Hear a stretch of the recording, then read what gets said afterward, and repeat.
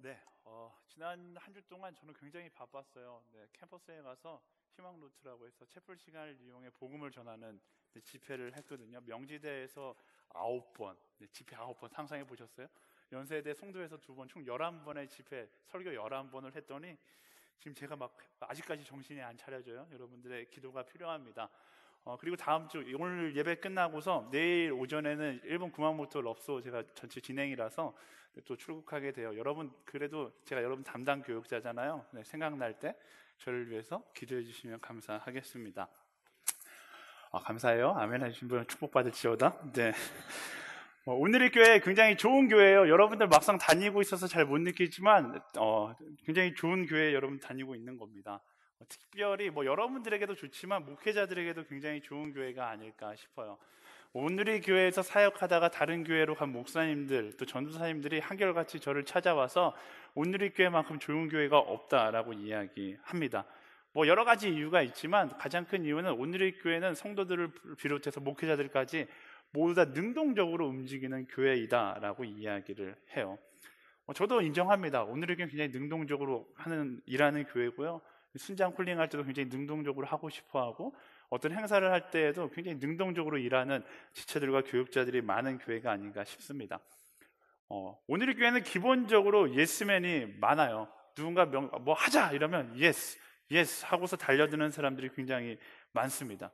다른 교회랑 가끔씩 연합해서 사역을 하다 보면 오늘의 교회 지체들이 너무나 열성적으로 예스 하면서 일하니까 다른 교회 교육자들이 물어봐요. 혹시 돈 주고 일 시키는 거 아니냐 이렇게 물어보는데 저희는 돈 주고 일 시키지 않잖아요. 그럼에도 불구하고 모두 다 긍정적인 마음을 갖고 능동적으로 일합니다. 이 자리를 빌려서 정말 힘써서 함께 일하는 모든 여러분들에게 감사의 뜻을 전하고 싶어요. 하지만 제가 오늘 이야기하고 싶은 건 조금 다른 이야기입니다. 이 설교를 준비하면서 약간 걱정했어요. 어쩌면 우리 공동체, 잘 가고 있는 우리 공동체에 가장 큰 위기를 주는 설교가 아닐까, 그렇게 하지 않아 설교가 아닐까라는 생각이 좀 들어요. 저 해놓은 것처럼 내 무덤 파는 그런 설교가 아닐까 했는데 하나님께서 여러분들에게 이 메시지를 꼭 전하기를 원하신다라는 마음이 들어서 이 메시지를 전하려고 합니다. 핵심은 이거예요. 여러분들이 그렇게 능동적으로 열심히 일하지 않더라도 여러분들은 여전히 사랑받는 사람들이다라는 거예요. 설사 어떤 목사가 여러분들에게 일을 시켰는데 여러분들이 노 해서 그 목사가 마음이 삐쳐갖고 나를 안 보려고 해도 상관없어요. 중요하지 않아요. 여전히 여러분들은 사랑받는 사람이다라는 것입니다. 제가 왜 이런 이야기를 하냐면요, 모든 일에 예스라고 이야기하는 순종하는 사람 정말 좋죠. 함께 일하기 너무 좋습니다.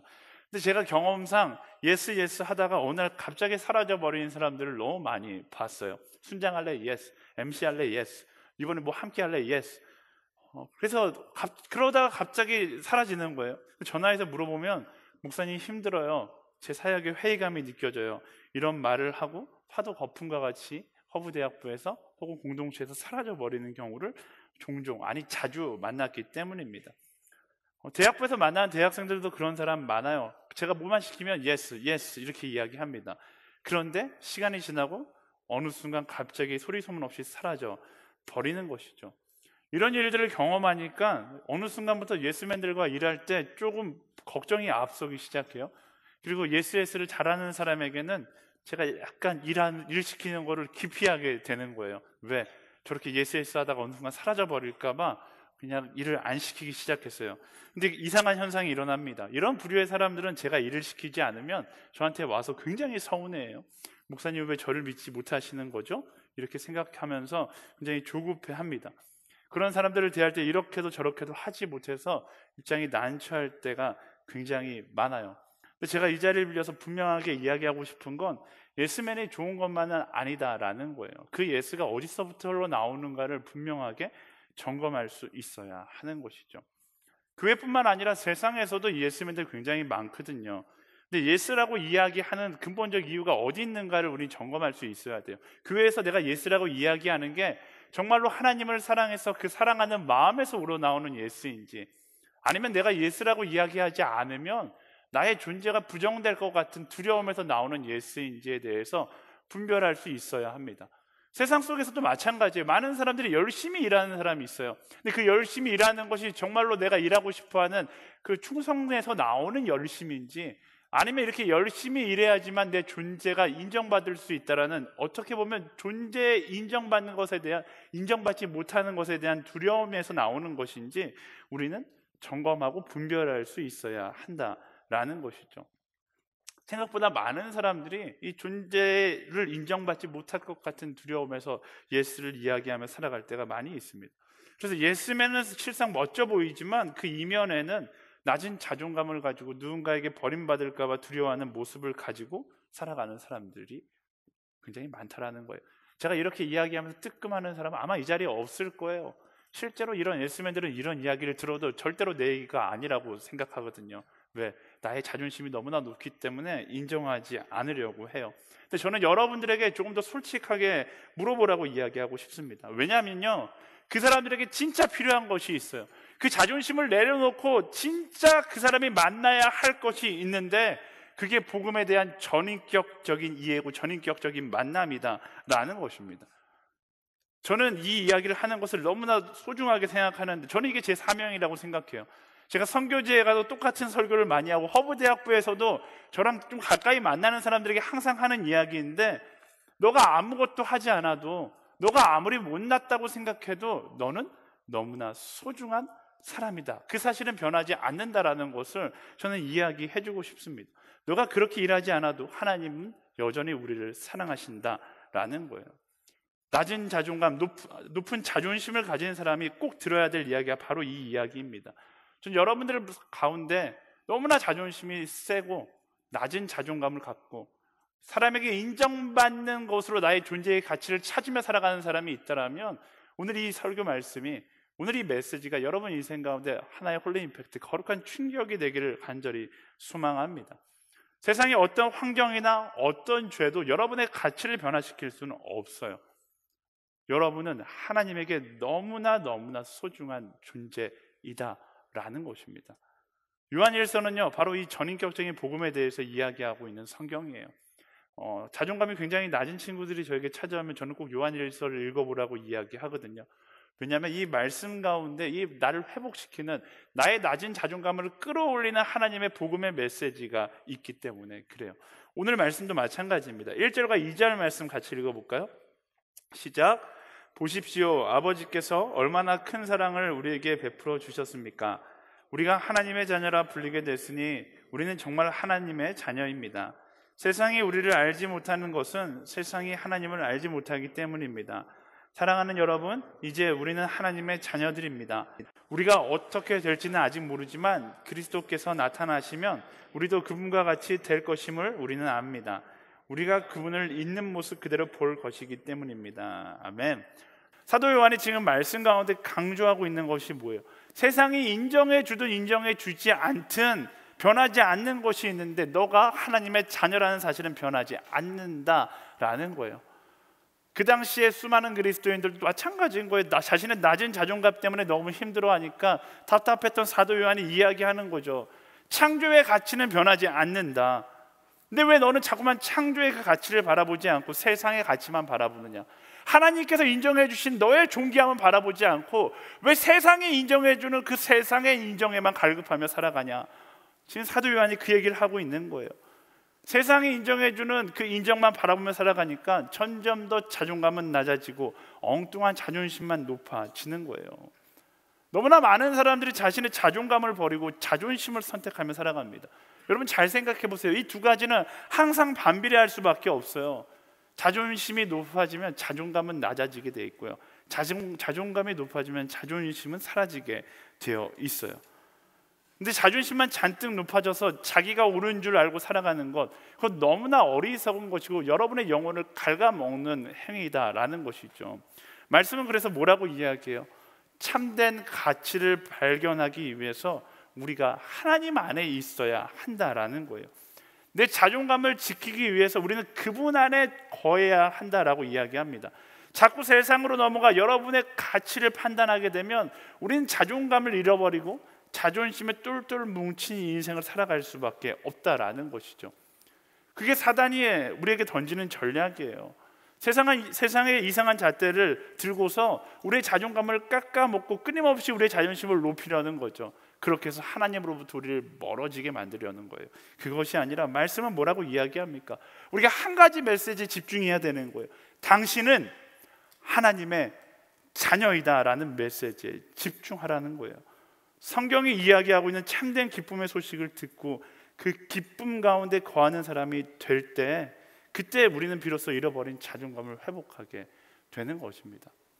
세상의 어떠한 행위도, 세상의 어떠한 가치도 여러분의 존재의 가치를 절대 폄하할 수 없다는 사실을 기억해야 하는 거예요.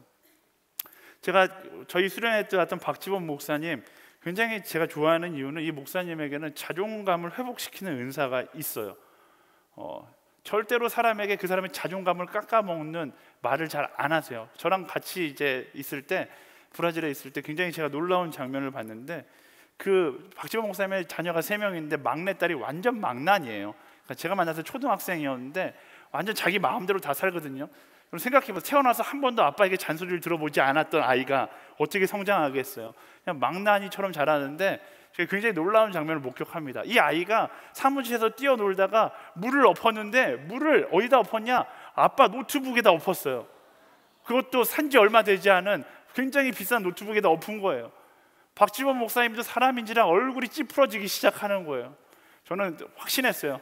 지범 목사님 인생 가운데 처음으로 딸에게 화를 내는 날이 바로 오늘이다라고 확신했거든요. 근데 인상을 막 찌푸리면서 딸한테 이야기하는 거예요. 뭐라고 이야기하는지 알아요? 딸아, 내가 지금 이렇게 인상을 찌푸리고 화를 내는 건 절대로 너에게 화가 나서가 아니야. 그냥 이 컴퓨터가 아까워서 그런 거야. 여전히 내가 너를 사랑하는 마음은 변함없어. 그렇게 말하고 있는 목사님도 이해가 되지 않았지만, 그 딸이 그걸 듣고서 그대로 믿고서 막 누르다가 노는 딸이 더 이상했어요. 네. 어쨌든 그런 거예요. 그걸 끊임없이 그 메시지를 이야기하는 거, 딸에게만 이야기하는 것이 아니라 만나는 모든 사람에게 그 이야기를 하는 거죠. 제 마음도 마찬가지예요. 세상 사람들이 모두 다 이것을 알았으면 좋겠어요. 세상의 평가로 인해서 자기가 얼마나 소중한 존재인지 잃어버리고 자포자기한 채 살아가는 사람들에게 말씀이 메시지를 이야기하는 거예요. 너는 하나님의 사랑받는 자녀이다. 너가 어떤 모습으로 살아가든 어떤 잘못을 했든 상관없이 기본적으로 너는 하나님의 사랑하는 자녀이다. 그 자존감으로부터 시작하는 것이죠. 그래서 그 십자가에서 큰 사랑을 보여주신 거고요. 예수님께서 생명을 바쳐 뭘 보여주신 거예요? 내 생명을 바쳐 살릴 만큼 너는 너무나 소중한 사람이다라는 것을 예수님께서 십자가 위에서 증명해 주신 거예요. 여러분, 왜 모릅니까? 우리가 모르는 이유는 간단해요. 말씀을 펼쳐서 안 읽으니까 모르는 거예요. 그 사랑의 관점으로 말씀을 펼치면요, 성경의 모든 부분이 그렇게 이야기해요. 너는 세상에서 그 무엇과도 바꿀 수 없는 가장 가치 있는 존재이다 라고 이야기하는 것이죠. 사랑하는 여러분, 말씀 읽기를 간절히 축원합니다. 그 사랑의 관점으로 말씀을 펼쳐서 읽으면요, 자존감이 안 올라갈래야 안 올라갈 수 없어요. 자존심 뒤에 숨어 있지 마시고요, 말씀을 펼쳐서 무너진 자존감을 회복하는 한 사람 한 사람들이 되기를 예수님의 이름으로 축원합니다. 우리 옆 사람에게 선포하겠습니다. 무너진 자존감 회복될지어다. 이렇게 이야기해 줄까요? 네. 이런 사람이 있는 반면에 또 하나님을 오해하는 사람들이 있어요. 복음에 대해서 자기중심적으로 생각하는 거예요. 그 오해에 대해서 사도 요한이 이렇게 이야기합니다. 3절에서 6절까지 말씀 읽어볼까요? 3절에서 6절 시작. 누구든지 그분을 향해 이 소망을 가진 사람은 그분께서 정결하신 것처럼 자신을 정결하게 합니다. 누구든지 죄를 짓는 사람은 불법을 행하는 것입니다. 죄는 곧 불법입니다. 여러분이 알다시피 그분은 죄를 없애시려고 나타나셨습니다. 그러나 그분은 죄가 없습니다. 누구든지 그리스도 안에 거하는 사람은 죄를 짓지 않습니다. 죄를 짓는 사람은 누구나 그분을 본 적도 그분을 안 적도 사람입니다. 제가 잘못 적었네요. 6절 말씀. 그분은 안 적도 없는 사람입니다. 또 반대로 많은 사람들이 하나님에 대해서 오해해요. 이건 약간 복음에 대해서 알긴 아는데 잘못 아는 사람들이 이런 오해를 많이 하는데요. 그러니까 자녀 됐으니까 이제 내 마음대로 살아도 된다라고 생각합니다. 하지만 그렇게 생각한다면 반쪽만 아는 거예요. 하나님께서 죄인을 사랑하신다고 했지 죄인으로 사는 것을 좋아한다고 말씀하지 않으셨다라는 거예요. 우리는 그 하나님의 마음을 이해할 수 있어야 합니다. 사랑하기 때문에 싫어하는 것이 있다라는 것이죠. 예를 들면 그런 거예요. 형제들, 이런 경험 해본 사람들이 뭐 많지는 않을 것 같은데 상상해 보세요. 방에서 여러분들이 음란 동영상을 혼자 보고 있는데 갑자기 엄마가 방문을 열고 들어오는 거예요. 엄마가 그 장면을 아주 탁 목격했어요. 엄마 눈이 마주쳤어요. 엄마가 뭐라고 할까요? 어떻게 반응하실까? 이 저질, 넌 내 속에서 나온 아이가 아니야, 집 나가, 이렇게 반응하실까요? 아니요, 아마도 제 상상에는 대부분의 어머니들은 조용히 방문을 닫고 나와서 방에 가서 굉장히 쿵딱쿵딱 거리는 심장을 부여잡고 그날 밤 아버지와 회의를 해서 어떻게 이 상황을 대처해야 될까를 고민하시겠죠. 그게 하나님의 마음인 거예요. 아무리 내 아들이 음란 동영상을 보고 죄를 지었다 할지라도 여전히 그 아들은 사랑스러운 아들이에요. 하지만 그것을 보면서 아들 음란 동영상 보고 있었어, 진짜 멋지다, 그렇게 잘하는 거야, 이렇게 이야기해주는 어머니는 없다라는 것이죠. 제가 대학부 하고 있을 때 예전에 대학부 지체 중에 주일날 불미스러운 사건으로 인해서 경찰서에 현행범으로 잡혀갔던 친구가 있었어요. 예배 끝나고 나가니까 갑자기 경찰서에서 연락이 와서 제가 경찰서에 갔어요. 근데 갔는데 그 친구가 진짜 죄인된 모습으로 딱 자리에 앉아 있는 거예요. 제가 그 친구한테 가까이 가려고 했더니 경찰이 저한테 막 소리를 지르는 거예요. 당신 누구야? 막 이러면서 가까이 가지 말라는 거예요. 제가 목사지만 경찰을 보니까 위축돼 갖고 구석에 앉아서 이렇게 그 애를 쳐다보고 있었어요. 네. 그런데 한 30분 정도 지났을까? 엄마가 들어오시더라고요. 저는 엄마가 들어오면 저희 어머니 같아서는 일단 싸대기부터 때리고 시작할 것 같은데 그 엄마는 갑자기 그한테 막 가는 거예요. 경찰이 막 소리 지르는 거죠. 당신은 엄마지만 부모지만 갈 수 없습니다. 지금 저 친구에게 아무 말도 걸지 마십시오. 굉장히 엄하게 그렇게 하는 거예요. 근데 이 엄마는 전혀 아랑곳하지 않고 그 아이의 옆에 가서 아이의 손을 잡고 꼭 아이를 안아주는 거예요. 그걸 보면서 야, 저게 엄마와 목사의 차이구나, 그때 경험했어요. 저는 보면서 솔직한 마음으로 미안하지만 야, 교회에서 왜 사고를 쳤어, 이렇게 생각했거든요. 근데 엄마는 사고 친 게 중요한 게 아니라 사랑하는 거죠. 제가 말하고 싶은 본질은 경찰서 밖으로 나와서 있었어요. 경찰서 밖에서 이제 서명 다 하고 아이를 데리고 나오는데 엄마가 룰루랄라 애를 잘했어 이러면서 나왔을까요? 경찰서 나와서부터는 그때부터 전쟁이 시작되는 거죠. 엄마가 아들을 째려보고 아들은 막 벌벌 기어가고. 네. 하지만 어쨌든 중요한 것은 엄마가 그렇다고 아들을 죽이진 않아요.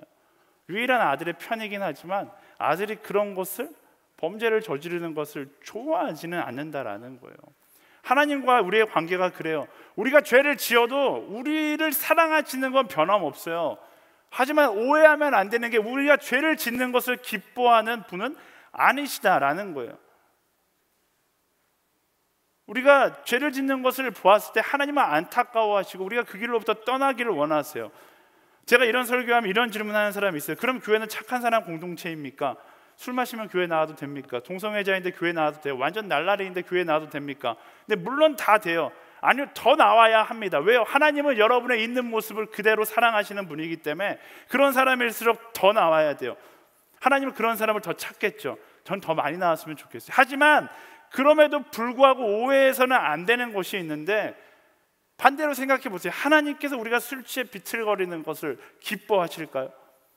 하나님과 우리가 동성애자로 살아가는 것을 좋아하실까요? 세상 가운데 악한 모습으로 살아가는 것을 선호하실까요? 하나님은 그 악인들도 죄인들도 사랑하시지만 그렇게 살아가는 것을 기뻐하시지는 않는다라는 거예요. 하나님께서 그렇게 우리를 너 술 마셔서 방탕하게 사는구나, 내가 응원한다, 그렇게 살아, 이렇게 말씀하시는 분은 아니다라는 것입니다. 그리고 만약 그 사람도 하나님을 사랑한다라면 그가 좋아하지 않는 그 모습을 끊어낼 수 있어야 돼요. 그가 좋아하지 않는 모습을 가지고 살아가는 것을 괴로워하면서 멈출 수 있어야 하는 것이죠. 2016년도 라비 제크라이어스가 이번에도 왔었지만 16년도에도 한국에 왔었거든요. 그때 응답한다라는, 응답하라, 약간 패러디물로 응답한다라는 행사를 올림픽홀에서 했어요. 그때 제가 올림픽홀 전체 진행이어서 그때 이제 제가 PD를 보고 있었는데, 그때 마지막 토크쇼를 할 때 샘 엘버리라는 목사님이 있었어요. 굉장히 그 당시에 여러분 그 자리에 있었던 사람도 있었을 텐데, 샘 엘버리 목사님이 그 자리에서 아주 충격적인 발언을 합니다. 동성애에 대한 강의를 하고 그 질문을 Q&A를 받고 있었는데 영어로 이렇게, 영어밖에 안 들렸어요. 영어로 I'm still gay 이렇게 이야기했어요. 나는 여전히 게이입니다. 정확하게 어떻게 상황을 봐서 번역한다라면 난 여전히 게이 성향을 가지고 있는 사람입니다, 이런 의도였는데 통역자가 아주 적나라하게 똑똑해 나는 게이입니다 이렇게 해서 통역을 했어요. 그래서 엄청 문제가 됐죠. 나는 게이입니다 이렇게 통역하는 그 순간부터 다른 이야기는 하나도 안 들리고 저 사람 게이네, 게이네가 교회 강의에 나섰네. 그리고 어떤 사람이 물병을 집어던지면서 나가 이렇게 소리를 지르면서 뛰어왔어요. 그때 우리 사랑하는 이우람 전사님이 그 형제를 붙잡고서 밖으로 데리고 나갔죠. 네. 어쨌든 그래서 그때 제가 엄청나게 많은 문의 전화를 받았습니다. 그래서 제가 신문 기자들과 함께 그 샘 엘버리 목사님을 다시 만났어요. 다시 만나서 그 성 전체성에 대해서 이야기를 들었는데, 그때 이제 신문 기자들과 함께 인터뷰했던 내용이 있어요. 제가 읽어드릴게요. 저는 18살 때 두 가지를 깨달았어요. 첫째는 제가 기독교인이 되어야 한다는 것이었고, 두 번째는 기독교인이 되어야 한다는 것이었습니다. 저 자신이 죄인임을 알게 됐고 은혜를 받고 싶었지요. 둘째는 제가 게이라는 사실이었습니다. 물론 그 이전 몇 년간 깊은 고뇌 속에서 발견한 사실입니다. 이제 예수님을 따르는 제자가 되는데 어떻게 살아야 할지 고민하게 됐습니다. 고민 끝에 제가 영접한 예수 그리스도는 저보다 저를 더 잘 아심을, 저보다 저를 더 사랑하심을, 제가 기뻐하는 것을 저보다 더 바라고 계심을 알게 됐습니다. 예수님은 여러분에게 어려운 일을 지시하십니다. 제게도 받아들이기 힘든 이야기들을 하기 시작하셨어요. 예수님을 따르는 것은 마치 삶을 포기하고 죽음을 선택하는 것과 비슷합니다. 하지만 그 과정을 통해 진정한 삶이 무엇인지 깨닫게 됩니다. 저뿐 아니라 예수님을 따르는 누구라도 그런 과정을 통과하게 되는 것이죠. 무엇을 이야기하는 거예요? 자신의 동성애 성향을 가졌다라는 것을 깨달았지만 그게 예수님께서 기뻐하시지 않는다라는 것을 너무나 명확하게 알았기 때문에 자기는 스탑하겠다라는 거예요. 멈춰서겠다는, 그 길을 걸어가지 않겠다라고 결단하는 것이죠. 저는 이 샘 엘버리 목사님의 고백이 단지 동성애자들에 대한 고백뿐만 아니라 어쩌면 죄성을 살아가는 우리 모두의 고백의 모습이 아닐까 싶어요. 우리는요, 당연히 내 생각을 따라 살아가고 싶죠. 내 욕심을 따라 살아가고 싶어요. 내 본성을 따라 살아가고 싶어요. 하지만 내가 하나님의 사랑을 받고 그를 사랑한다라면 내가 포기해야 할 것이 있다는 것을 알게 되는 것이죠. 하나님을 향한 그 관계, 하나님과의 관계가 더 소중하다는 것을 안다라면 그가 기뻐하지 않는 것들에 대해서 내가 과감히 내려놓고 내 본성에 대해서 포기할 수 있는 자가 되어야 한다라는 것입니다. 사람이요, 사랑을 하면 변하게 되어 있어요. 하나님을 사랑하면 하나님이 기뻐하는 방향으로 살아가게 되어 있는 거예요. 만약 그렇지 않다면 하나님을 이용하는 사람인 것이죠. 저는 여러분들에게 이분법적으로 이야기해보고 싶어요. 여러분 하나님을 사랑하는 사람입니까? 아니면 하나님의 사랑만 받고 하나님을 이용하는 사람입니까? 진짜 그리스도인은요, 하나님을 사랑함으로 그가 원하는 삶을 따라 살아가기로 변하기를 결단하는 사람이 진짜 그리스도인인 것이죠. 제가 이렇게 설명하면 또 질문하는 사람들이 있을 거예요. 왜 나만 변해야 합니까? 왜 하나님은 변하지 않고 나만 변해야 하는 것이죠? 이 질문이 과연 옳은 질문일까요? 왜 나만 변해야 합니까? 여러분 어떻게 생각하세요?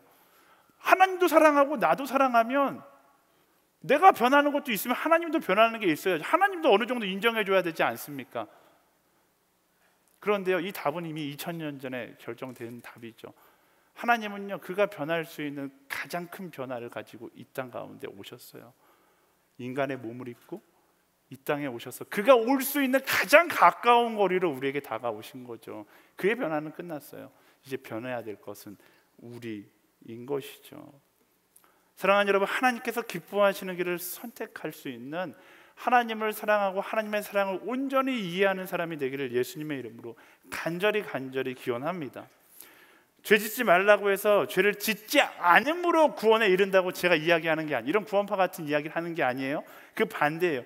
죄인인 우리에게 먼저 손 내밀어 주신 그 사랑 때문에, 그 사랑을 온전히 이해한다라면, 그 사랑 때문에 인간의 몸을 입고 이 땅에 오신 예수님을 온전히 이해하고 그 사랑을 온전히 내가 품는다라면 내가 변하지 않고서는 견딜 수 없는 것이죠.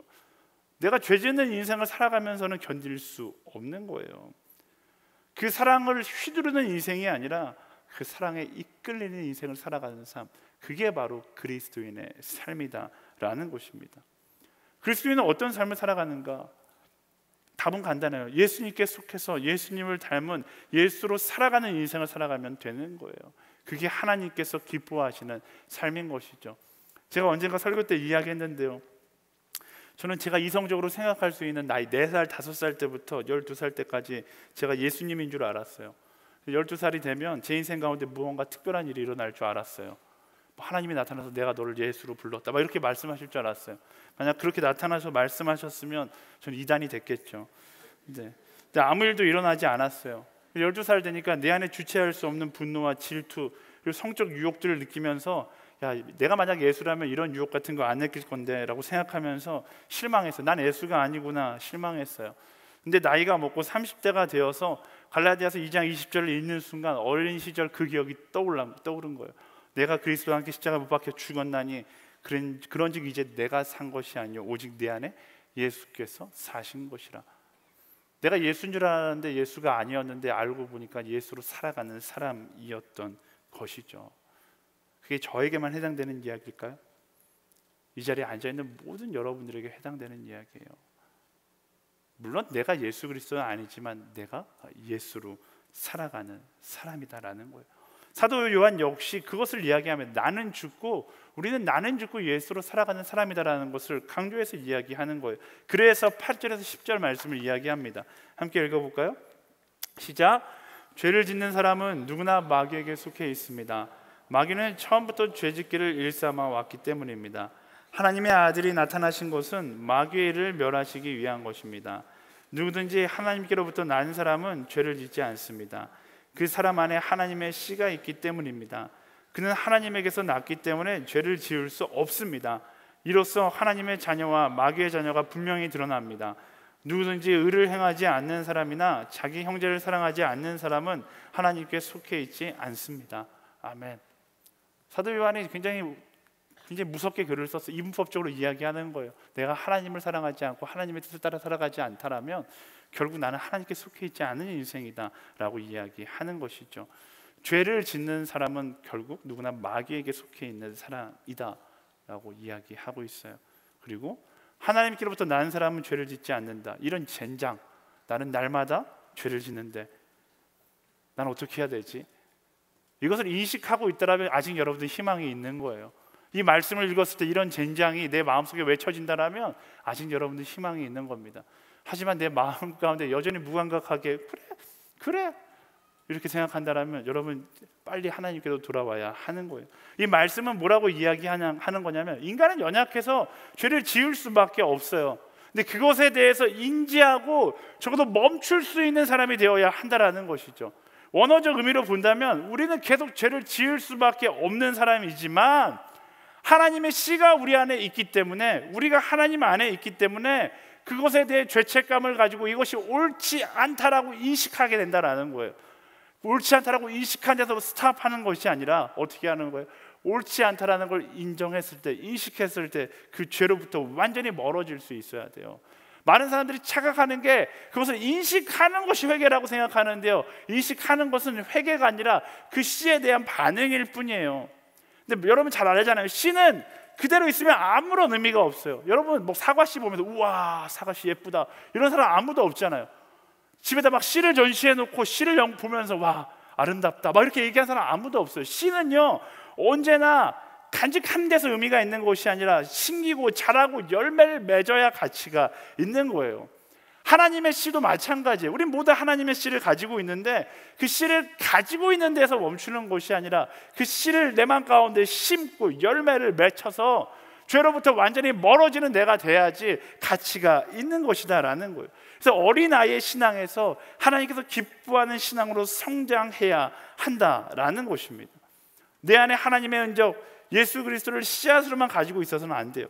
어떻게? 나의 삶 가운데 열매를 맺어 나갈 수 있는 사람이 되어야 하는 것이죠. 어떤 열매인가?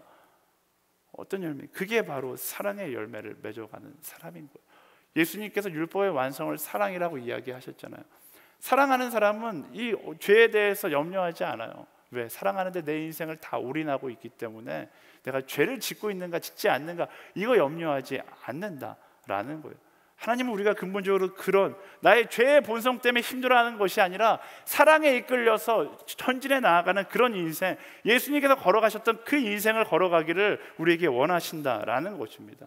그래서요, 나의 죄된 본성이 이끄는 대로 나아가는 것이 아니라 예수 그리스도의 그 마음, 예수님께서 이 땅 가운데서 못다한 사역, 낮은 자를 사랑했던 그 사랑의 사역을 이어가기를 원하시는 것이 말씀 가운데서 이야기하고 있는 하나님의 마음이다라는 것입니다. 그게 바로 나는 죽고 예수로 살아가는 삶인 것이죠. 여러분, 무엇을 선택하며 살아갑니까? 저는 예수님의 선택이 여러분들의 선택이 되기를 간절히 소망합니다. 지난주도 지지난주도 똑같이 이야기한 것 같은데, 내가 무엇을 선택할까 고민하고 있을 때 예수님의 선택의 기준이 여러분의 기준이 되고, 예수님께서 선택하셨던 그 선택이 여러분의 선택이 되기를 간절히 축원합니다. 예수님은요, 이 땅 가운데 극단적으로 사랑하셨어요. 그리고 극단적으로 낮은 곳을 찾아가셨고, 극단적으로 어떻게 보면 내 본성이 하기 싫은 것을 선택하고 거기서 사랑을 선택하며 살아가셨죠. 그것이 말씀이 우리에게 주는 숙제인 거예요. 여러분, 우리가 죄책감에 쫓겨서 어떻게 하면 죄를 짓지 않을까 이것을 고민할 때가 아니라 어떻게 하면 사랑할 수 있을까를 고민하며 살아가야 하는 사람이다라는 것입니다. 그게 예수님께서 우리에게 주신 숙제이고, 하나님께서 우리에게 사랑한다고 말씀하시고 우리에게 원하시는 길을 알려주신 거예요. 그 사랑의 길을 선택하며 나아갈 수 있는 저와 여러분들이 되기를 간절히 축원합니다. 여러분 진짜 소중한 사람이에요. 여러분 존귀한 사람이에요. 존귀한 사람답게 살아가자고요. 하나님께서 소중하게 여기는 사람답게 살아가자고요. 하나님 나라의 문제아가 아니라 하나님께서 자랑스러워하는 그 아들의 모습, 그 딸의 모습으로 살아갈 수 있는 그런 우리가 되기를 예수님의 이름으로 간절히 기원합니다. 말씀을 정리할게요. 오늘 말씀은 이야기합니다. 여러분, 하나님의 사랑받는 소중한 사람들이라고 이야기하는 거예요. 그리고 사랑받는다는 것을 알았으면 더 이상 죄에 이끌려 살아가는 것이 아니라 사랑받는 사람답게 사랑하며 살아가라고 말씀은 이야기합니다. 아들임을 알았으면 아버지를 따라 사랑하는 인생을 살아가라고 이야기하고 있는 거예요. 오늘 살아가는 사람들을 보면요, 사랑하는 것에 너무 각박하다는 생각을 합니다. 하지만 마지막 날에 가서 깨닫게 될 거예요. 마지막 날 가서 여러분 어떤 후회를 하겠습니까? 내가 더 사랑했어야 됐는데, 예수님을 따라 더 사랑했어야 됐는데 사랑하지 못한 것을 후회하게 될 것입니다. 제가 지난주 희망노트 가서 이 메시지, 저는 이 사랑으로 변증을 많이 하거든요. 인생의 마지막 가운데 우리가 후회하는 가장 큰 후회는 무엇일까? 사랑하지 못한 것을 후회하게 될 것이다. 하나님의 형상을 따라 사랑하며 살았어야 되는데 사랑하지 못한 것을 후회하며 살아가게 될 것이다. 여러분, 죄 때문에 고민하는 것이 아니라 사랑으로 더 사랑하기 위해서 고민하는 삶을 살아갈 수 있게 되기를 간절히 축원합니다. 마지막에 가서 후회하지 않고 예수님께서 내게 주신 그 숙제, 사랑하는 것에 집중하며 예수님처럼 살아가는 그런 한 사람 한 사람이 되기를 간절히 축원합니다. 놀라운 사실은요, 그 사랑할 수 있게끔 하나님의 사랑은 끊임없이 우리를 향해서 공급되어지고 있다라는 거예요. 하나님의 사랑을 묵상하면서 나의 삶이 그 하나님의 사랑을 담기를, 나의 삶이 그 예수님의 사랑을 담기를 소망하며 나아가는 그런 한 주, 그런 우리의 인생이 되기를 간절히 소망합니다. 그 사랑의 마음을 기억하며 우리 함께 찬양하며 나아갈 텐데요. 하나님의 사랑을 내 마음 가운데 담아 세상 가운데 나아가 사랑하며 살아갈 수 있는 나의 삶이 되게 하여 주시옵소서. 그런 소망을 가지고 함께 찬양할까요? 그 크신 하나님의 사랑 말로 다 영 못하네. 저 높고 높은 별을 넘어 이 낮구나. 다시 찬양할까요? 그 크신 하나님의 사랑, 그 크신 하나님의 사랑 말로 다 영 못하네. 저 높고 높은 별을 넘어 이 낮구나. 제 땅 위에 최고하여